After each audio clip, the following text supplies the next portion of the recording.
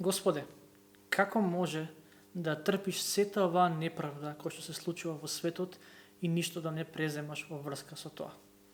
Ви звучи познато прашањево? Предпоставам дека да. Многумина од нас му го имат поставено на Бог, некои од нас сака да му го постават. Еден пророк во Стариот Завет му го поставил токму тоа прашање на Бог. Станува збор за пророкот Авакум, а за него читаме во книгата, во библиската книга која што го носи неговото име, односно книга на пророкот Авакум. Книгата всушност е еден така наречен, ако може да кажеме, извештај за разговор помеѓу Авакум и помеѓу Бог, кој што се случил некаде при крајот на 7 век пред новата ера. И во неа, на крајот од книгата, има една песна која што е реакција од страна на Авакум откако разговорот помеѓу него и помеѓу Бог е завршен. И минатата недела погледнавме само еден дел од овој разговор, првата глава од оваа книга. Во она така наречено Јужно царство, односно во царството наречено Јудеја, владеела неправда. Имало раздор, имало расправи, имало угнетување и така натаму. И пророкот предпоставуваме дека неколку пати барал од Бог да превземе нешто во однос на тоа, бидејќи вика до кога ќе те молам. Тоа го имаше во првата глава, до кога ќе барам. Но немало никаков одговор. И кога конечно добил одговор, тоа што Бог го дал како решение, го шокирало пророкот. Авакум барал од Бог да се справи со злото. И тој си имал една замисла како Бог треба да го направи тоа. А Бог, од друга страна, планирал да се справи со злото помеѓу јудејците на еден сосема понеков начин. И кога Авакум го слушнал тоа, одлучил да му реплицира на Бог, да бара појаснување, па дури гледаме еден мал обид од страна на Авакум да го предомисли Бог во неговите намери, во неговите планови. И Бог одговорил на репликата на пророкот Авакум. А Божиот одговор е запишан во втората глава од оваа книга.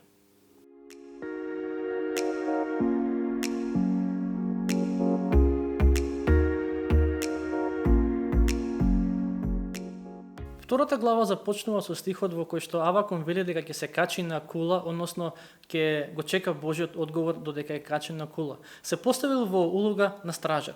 И стражарот во тоа време бил човек кој што требало да наблюдува дали се приближува некаква опасност. И ако се приближува, да го предупреди народот за тоа. Односно со други зборови, во тоа време стражарот бил човек кој што бил одговорен за безбедноста на народот и на градот. Значи, да се биде стражар, значи да се има поинаква перспектива од другите, да се знае нешто што другите не го знаат, да се гледа нешто што другите не го гледаат, но истовремено да се сподели со другите тоа што не го знаат и што не го гледаат. Од таа гледна точка, секој кој искрено го следи Христос и секој кој чита Библијата е повикан да има токму таква улога.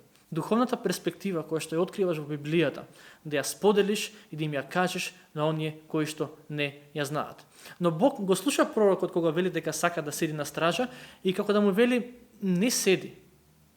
Земи го тоа што ти го кажав, земи го тоа што ќе ти го кажам и запиши го за другите да можат да го прочитаат. Бог сака да му даде на Авакум до знање дека неговите зборови треба да бидат објавени итно. Нема време за чекање, бидејќи со секоја од помината минута луѓето се поблиску до Божиот суд, доколку не го променат начинот на однесување и живење. И ова е релевантно за секој од нас.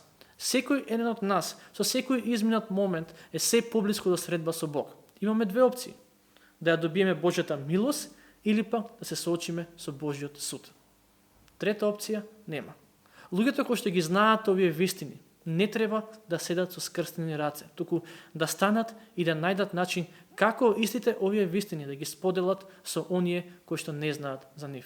Во втора глава, втори стих, Бог му вели на Авакум: запиши го видението, врежи го врз плочки, та поминувачот да го чита лесно. А веќе во втора глава, трети стих, Бог му го вели следното: зашто видението е сепак за определеното време, брза кон исполнувањето и нема да излаже, па и ако се забави, чекај го, зашто на вистина тоа ќе дојде и не ќе се забави. Односно, во вториот стих Бог му вели на Авакум: запиши, а во третиот му вели чекај. И на вистина Авакум имал доста за чекање пред да се исполни тоа што Бог му го кажал. Според некои историчари, настаните за кои што Бог му кажува на Авакум во оваа книга се исполнило отприлика барем најмалку 5 до 10 години откако Бог му ги кажал овие нешта. Сетете се на други личности во Библијата. Аврам чекал доста долго време за да го добие синот кој што Бог му го ветил. Давид чекал доста долго време да стане цар откако бил помазан, односно назначен за цар. Јов чекал доста долго време за Божиот одговор за неговата ситуација. Јосиф исто така чекал долго време за Бог да му ги исполни со новите кои што тој му ги дал. Чекањето воопшто не е лесно. За нас луѓето чекањето е едно од најтешките и најнеомилените нешта во животот. Зошто? Бидејќи ние сме навикнати на инстант и брзи решенија. Очекуваме да ги добиеме брзо нештата кои што ги сакаме и кои што ги посакуваме. Живееме во општество во кое што кога купуваме нешто, сакаме да го добиеме што побрзо. Ако може дури следниот ден веќе да ни биде доставено на врата. Кога одиме во маркет и кога ќе видиме дека има долга редица, веднаш се жалиме. Зошто? Бидејќи не сакаме да чекаме. Кога ќе застанеме да чекаме автобус и автобусот не доаѓа барем 5 до 10 минути, тоа ни иритира и место не држи. Зошто? Бидејќи не сакаме да чекаме. Не сакаме да чекаме да ги добиеме посакуваната работа, куќа, кола, брак и така натаму. Не сакаме чекање затоа што сметаме дека чекањето е непотребно трошење на времето.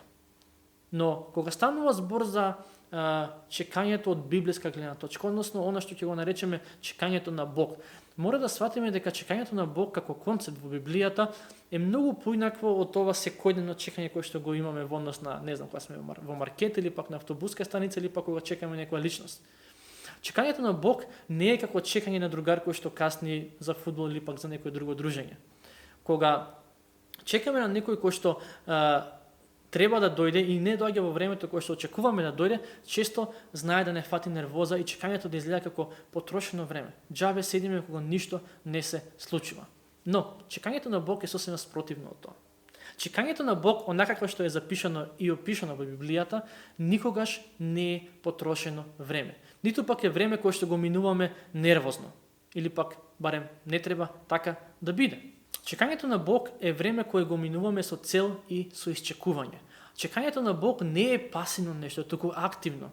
Некој од вас може би моментално чека Бог да интервенира во некоја ситуација во животот. Може би подолго време се молиш за некаква промена, за некоја околност или ситуација во животот и тоа не се случува.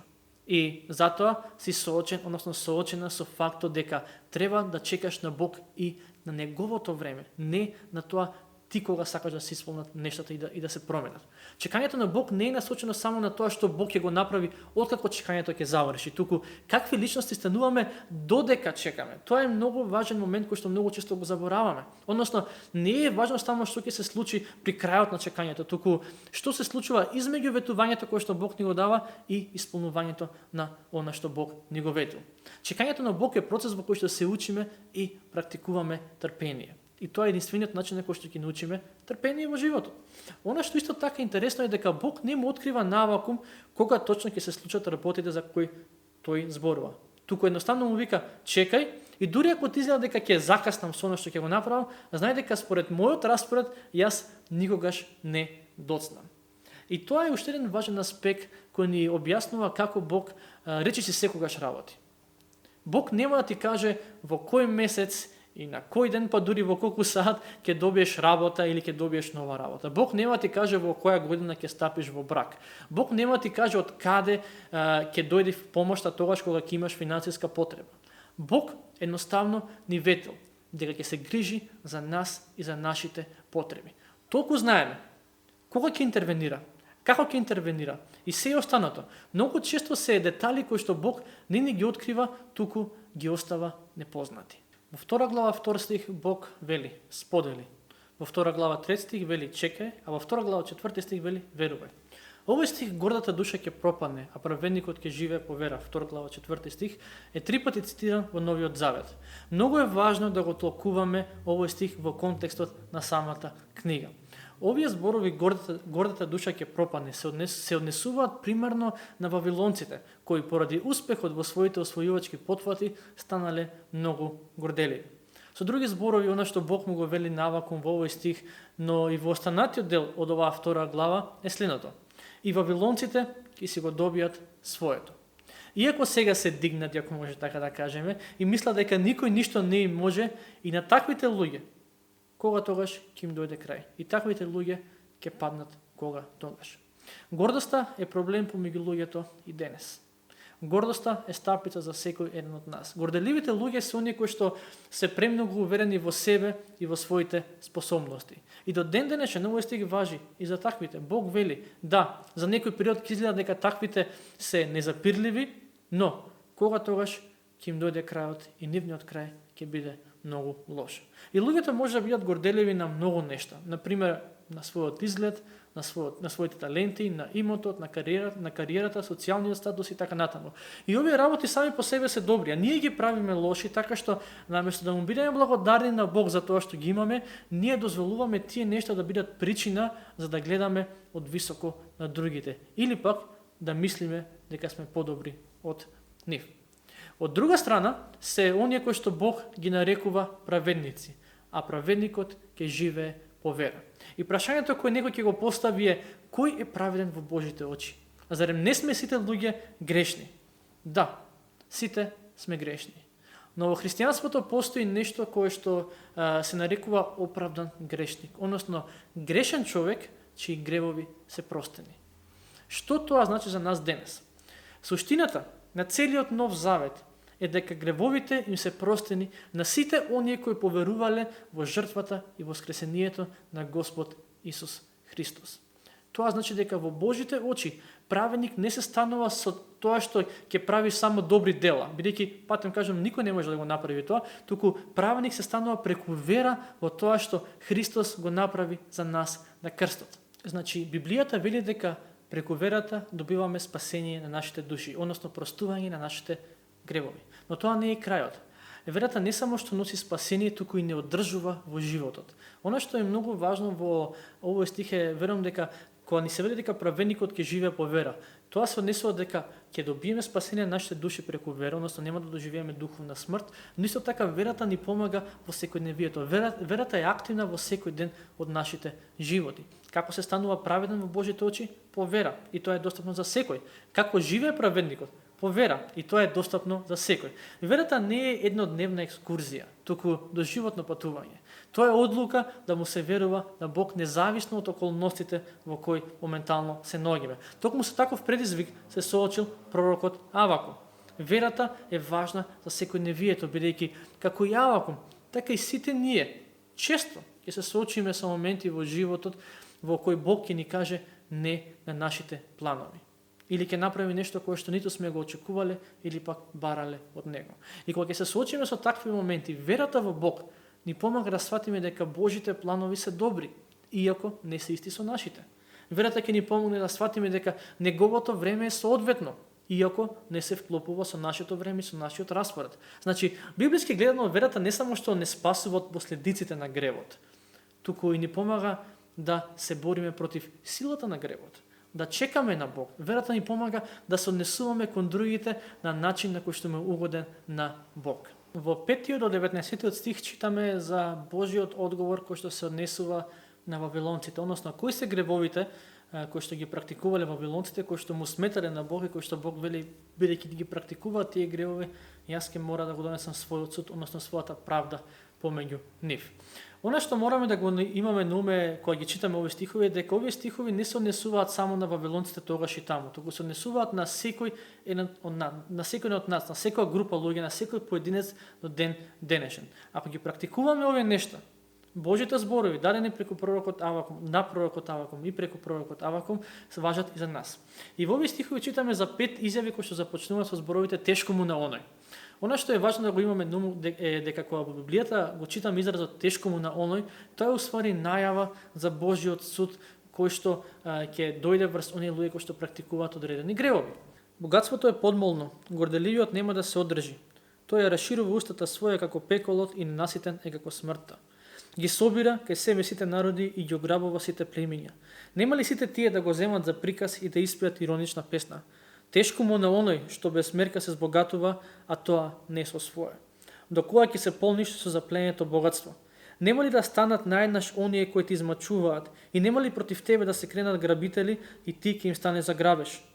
Бидејќи си ограбил многу народи и тебе ќе ограбат сите други народи, зашто си пролил човечка крв, зашто си ја разорил земјата, градот и сите што живеат во него.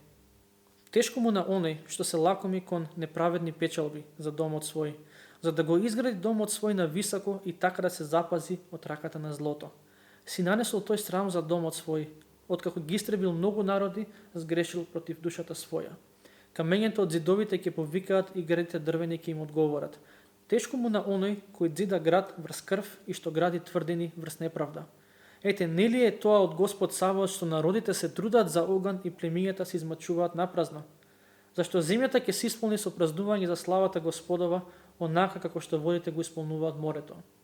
Тешко му на оној што го пои ближниот свој со пијалок измешан со злобата своја, за да види голотијата негова. Ќе бидеш презаситен со срам место со слава.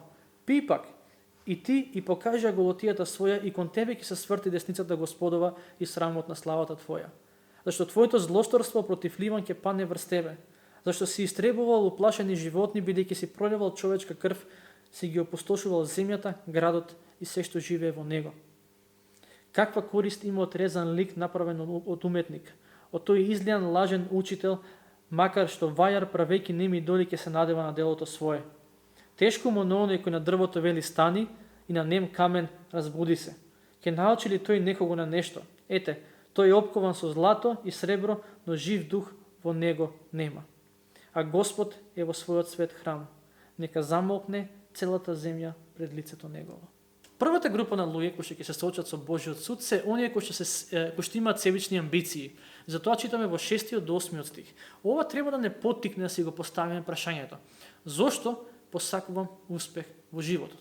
Дали за да ја покажам својата големина или пак да ја покажам Божјата големина?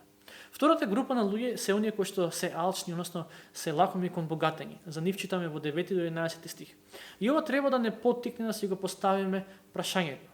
Колку сум поврзан со богатството и со материјалните нешта во животот? Ова не се однесува само на богати луѓе, туку на сиромашни луѓе кои што на еден нездрав начин го посакуваат богатството. Трета група на луѓе се оние кои што ги угнетуваат другите луѓе околу себе. Затоа читаме во 12 до 14 стих. Четврта група на луѓе се оние кои што практикуваат пијанство и насилство. За нив читаме во стиховите 15 до 17. И овие две групи на луѓе и казната која што е објавена за нив, треба да не поттикнат да си го поставиме прашањето: како се однесуваме кон другите луѓе околу нас? И последната група на луѓе врз кои што е објавен Божјиот суд се оние кои што практикуваат идолопоклонство. И за нив читаме во стиховите 18 и 19 од оваа глава. Ова треба да не поттикне да си го поставиме прашањето: дали имам соодветна слика за тоа кој е Бог?